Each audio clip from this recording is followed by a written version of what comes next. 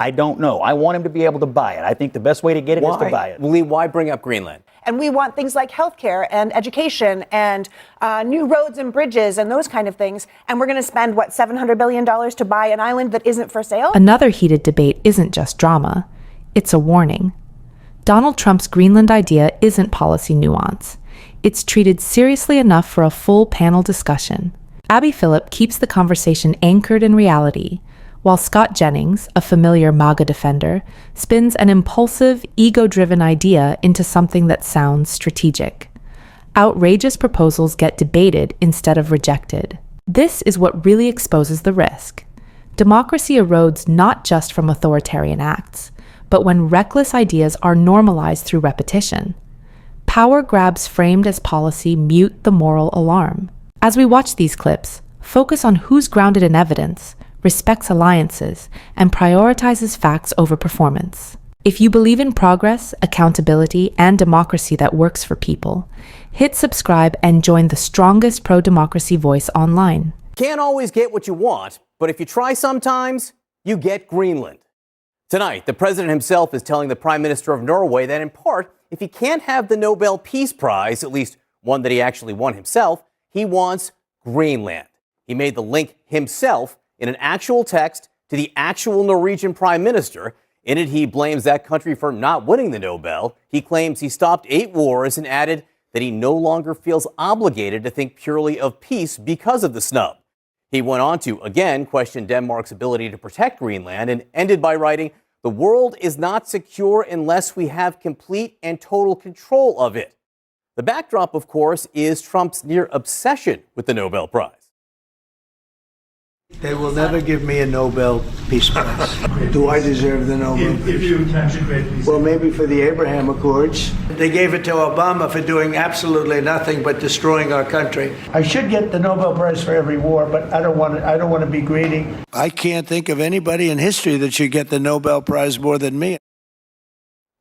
So Norway's prime minister responded by reminding Trump that an independent committee awards the Nobel Peace Prize, not the Norwegian government. Over the weekend, Trump escalated his takeover bid by threatening new tariffs on European allies until a Greenland deal is reached. And in a new phone interview with NBC, the president again refused to take U.S. military intervention off the table as a means to get his way. Joining us now in our fifth seat, Suzanne Nossel, a senior fellow at the Chicago Council on Global Affairs. And friends, Cameron, let me just start with you. I mean, who among us hasn't lost a peace prize and demanded an island? Well, Trump is being very transparent about what he wants here, and he did the same in Venezuela. In Venezuela, he said this was about oil. And with Greenland, he's saying this is a personal grievance for which I am threatening military action. And he's basically playing risk because people hurt his feelings, or people ostensibly hurt his feelings. So I am appreciative that the president is being transparent about this. I would love it if he was more transparent about the human sex trafficking network that he was a part of, but you can't win them all. Cameron's grateful that the president is being transparent about the Nobel Peace Prize and his desires for Greenland. Scott, what do you think about that? You going to let that sit? Are we going to claim here on CNN that the president is part of a global sex trafficking ring? Or Listen closely. This exchange tells you exactly where the fault line is. Scott Jennings isn't being challenged here because he's offering a bold new insight. He's being challenged because he's standing almost alone, defending a position that most people, across parties, have already rejected. When the phrase, "one of the very few," gets said out loud, that's not rhetoric, that's a reality check. Here's what that really exposes. This isn't about disagreement anymore. It's about denial. And denial doesn't rely on evidence. It relies on endurance. Stay on message long enough, repeat it confidently, and hope the audience mistakes persistence for truth. That's a familiar tactic in MAGA media defense, and Scott Jennings plays that role with discipline. There's also a psychological tell here. Being framed as the lone dissenter can be spun as courage, especially to an audience trained to see politics as a culture war. But democracy doesn't reward loyalty to a narrative. It depends on accountability to facts. And facts don't bend just because someone refuses to move. What you're watching is the moment consensus is named. And once that happens, the burden shifts. The question stops being, "Is this true?" and becomes, "Why are you still defending it?" That's where propaganda starts to lose oxygen. Well, I mean, you're we're going to talk about the Epstein file. Scott, I will do the fact checking I'm just as asking. we go along here. Repeat what you said about the global sex trafficking ring. That Donald Trump was provably very involved with it? Okay, we'll get to that later. I mean, Donald Trump has never been charged with any crimes in relation to Jeffrey Epstein. But let's be adults here. We'll talk about Epstein Let's be files later. serious. Satisfied? Now answer the question about Greenland. Do you think the president's desire now for Greenland in his text to the Norwegian prime minister reveals perhaps something about Donald Trump? Well, it is true that the government of Norway doesn't award the Nobel Peace Prize. That's true. It's also true that he would very much like to get one. It's also true that he probably deserves one. So all of those things are true. I also think that he very much wants Greenland for national security reasons. He has stated this time and again. He's worried about Russia. He's worried about China. He's worried about protecting this island. It is a vital area. They have critical minerals. We already have a military base there. We're already obligated to protect it anyway. He doesn't believe that Denmark can adequately protect it. So he's got an idea that it would be better under U.S. control. So did Harry S. Truman. So did Secretary of State William Seward. This has been an island that has been recognized by American presidents and diplomats for 150 years that it would be a good idea for us to control. We bought stuff from Denmark before, the Virgin Islands. So it's not unusual for us to engage in these kinds of transactions. Whether this text exchange helps him get to a deal to buy it, I don't know. I want him to be able to buy it. I think the best way to get it is to buy it. Lee, why bring up Greenland then? I mean, why bring up the Nobel Peace Prize? You hear Scott Jennings talking about protecting Greenland, echoing a line straight from Donald Trump's administration. And then the most basic democratic question cuts through the noise. Protecting it from what and from whom? Because at this moment, the only destabilizing force being openly discussed is the President of the United States himself. This is where rhetoric collides with reality. National security isn't a slogan. It's a web of alliances, trade relationships, and mutual trust. When Donald Trump threatens a NATO ally like Denmark, the consequences don't stay theoretical. Supply chains matter. Diplomacy matters. Retaliation isn't emotional, it's strategic. And everyday Americans feel the impact first. There's also a psychological layer that's impossible to ignore. When a policy push appears tied to personal grievance rather than collective interest, it stops being about protection and starts being about projection. Power becomes performative. And history shows us that ego-driven decisions carry the highest risk because they're the least constrained by evidence. Now look at the contradiction Scott Jennings is forced to smooth over. We're told this is about strength and security, yet the approach actively weakens alliances and injects instability into systems that have kept the peace for decades. That's not conservative realism. That's revisionism in real time. And the most unsettling part is how quickly it spreads. Millions of people who had never given Greenland a second thought are suddenly expected to defend the idea, not because the facts changed, but because the authority figure did. That's how normalization works, not through persuasion, but through repetition.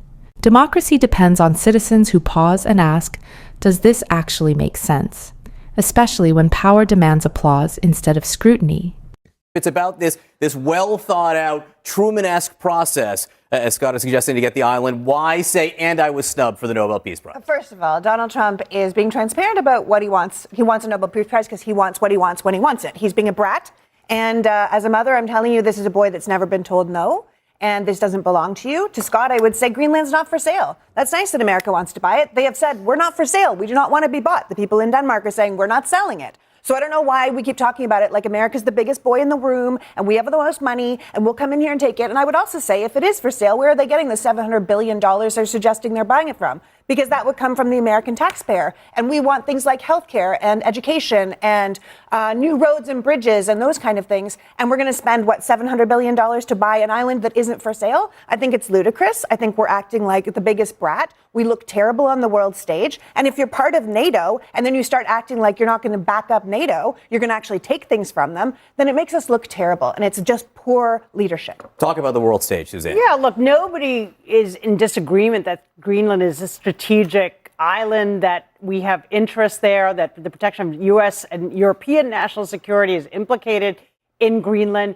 But we have all the access we need. I mean, the reason we did a deal with Denmark to put bases there, to put U.S. troops there, is because they recognize that. And they're willing to expand that deal, to renegotiate it, to give the U.S. the rights that it may need to implement if Trump wants to and is able to, a version of the Iron Dome that would protect the United States and North America. So the idea that we have to have complete control, he's admitted it's a psychological need that he has, not a need that is driven by U.S. national interest. He said that to a New York Times reporter. And so the cost that this is exacting, extorting the Europeans, threatening to impose these tariffs that now have Europe on edge, looking at a complete withdrawal and breakdown of the NATO alliance, the most successful alliance in world history that has lasted for, now nearly 80 years. That is an appalling cost to price to pay for the American people for a kind of flight of fancy that's ego-driven. He admits that. I think it's great he's owned up to it because we can then size him up. But the Nobel Peace Prize is not a participation trophy. This is not, something that you're entitled to because you stomp your feet. And just one last thing on the Nobel Prize. This is what he told NBC today. Of course, even after Norway told him they're not the ones who pick it. Norway totally controls it despite what they say, he told NBC News. They like to say they have nothing to do with it, but they have everything to do with it, the president added. And then he goes on to say, I don't care about the Nobel Prize. It's a pretty strange way of saying you don't care. John, I would agree with the president. He, quite frankly, doesn't care about the Nobel Peace Prize. What evidence do you have? Is there any evidence you have? I do. He doesn't care about the Nobel Prize that he has talked about over and over and over again about how he should have won it. Right. Wait a second. We all were quiet when everyone was talking. If he did care so much about it, he would have stopped on this 8 times victory that he's had in playing in global affairs and stopping conflicts around the world. I know some people at this table may not agree, but the president has, in fact, utilized his place as a leader of the free world to stop conflicts around the world.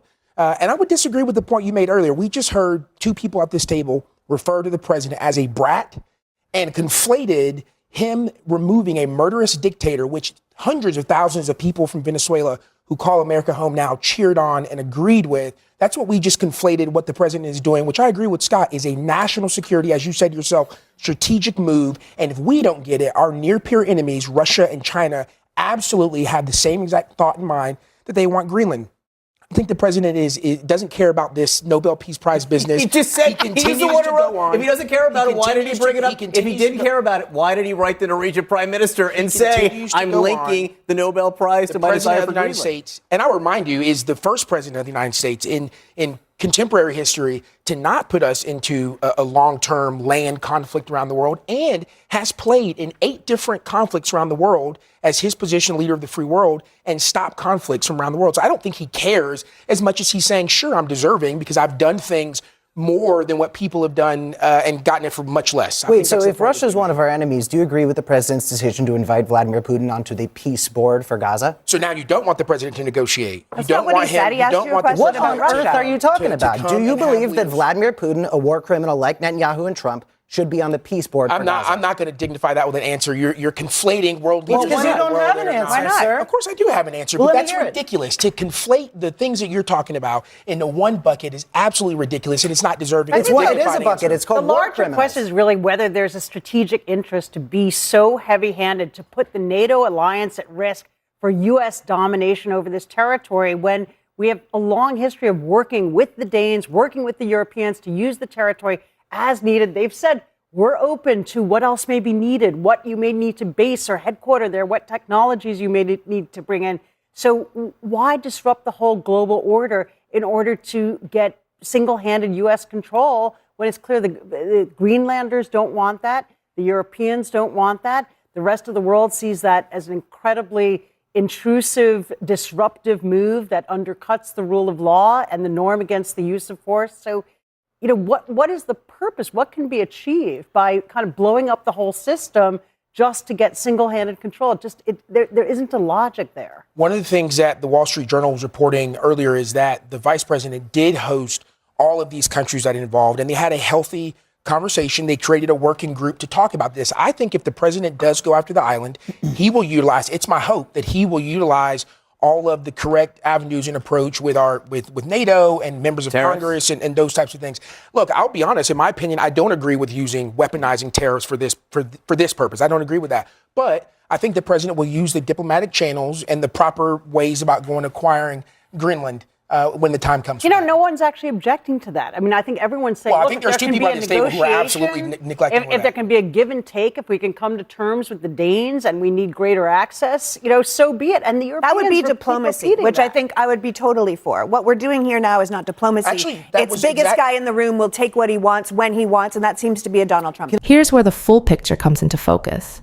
And it's hard to overstate the stakes. Lee McGowan is right. This is pure spectacle disguised as policy. The logic pretzels and mental gymnastics we hear from Tim Parrish and others aren't analysis. They're spin, contorting reality to defend Donald Trump's whims. And as he did with Greenland, it's clear. Before Trump put it on the table, no Republican even mentioned it. Now everyone is expected to treat a personal vendetta like national strategy. The contradiction here is stark.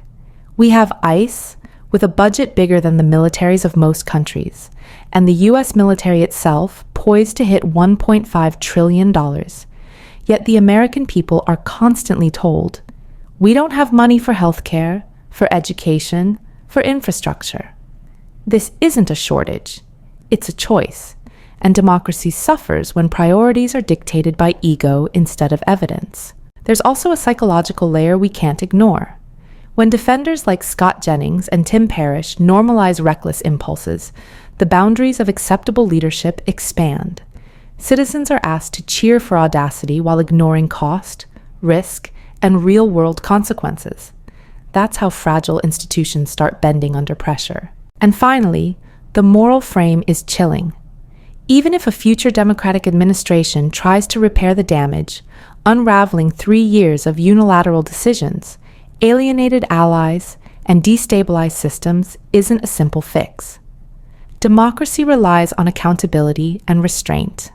And when leaders treat the world like a chessboard for personal victories, the public pays the price. This is the lesson the Greenland debate teaches. Spectacle may grab headlines, but facts, alliances, and human safety matter far more than anyone's ego.